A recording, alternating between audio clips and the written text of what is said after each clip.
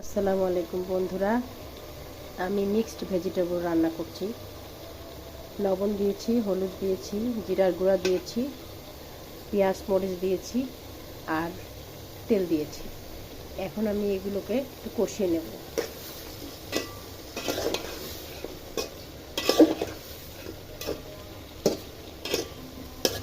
সুন্দর করে কষিয়ে নিচ্ছি।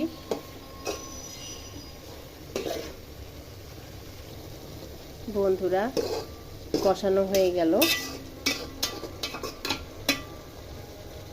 এবারে আমি ঢেকে দেব।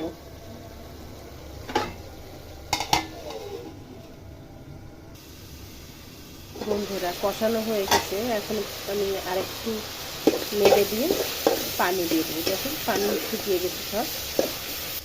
এই সবজির ভিতরে আমি আদা রসুনের পেস্ট করেছিলাম, সেই পেস্টের পানিটুকু দিয়ে দিচ্ছি।